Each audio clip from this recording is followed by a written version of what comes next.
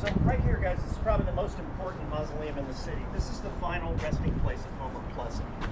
Now, if you're familiar with American civil rights or civil disobedience, Plessy versus Ferguson was the Supreme Court case of 1896 that upheld separate but equal. Now, the Emancipation Proclamation freeing the slaves was in 1863 in the middle of the Civil War, and it freed people from servitude, but it didn't free people from discrimination.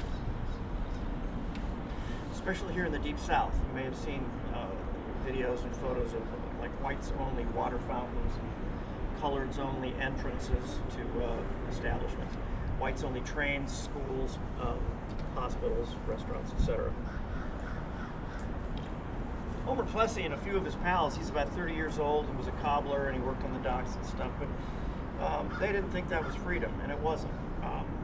For the Constitution, they were free, but they weren't allowed to go certain places. So Homer, who was a light-skinned Creole, and his buddies said, "Look, you're the lightest skin. Why don't you get on a whites-only train and see how far you can get?"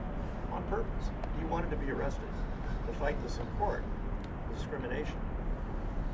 So he got on a whites-only train to the French Quarter. He made it one stop over in the Marigny, just outside of the French Quarter.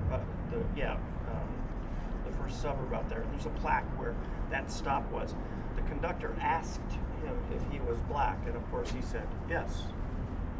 They kicked him off the train. They put him in jail for a night, charged him $27. And he fought it for the next 4 years all the way to the Supreme Court.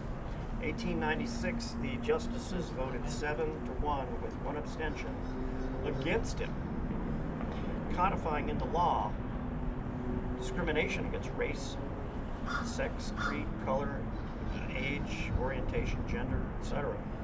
And that lasted until 1954, with Brown versus Board of Education in Topeka, Kansas, where they forcibly desegregated schools, making white schools allow black students.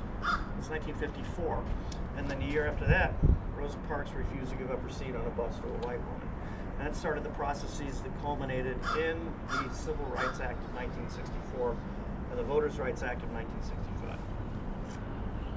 So, I mean, when I was in school, I don't remember reading much about Homer Plessy, or history. I remember Rosa Parks. Yeah. Probably wasn't going to need a Rosa Parks without a Plessy. Who knows how long it would have taken, but it was 1896 until 1954 and 5.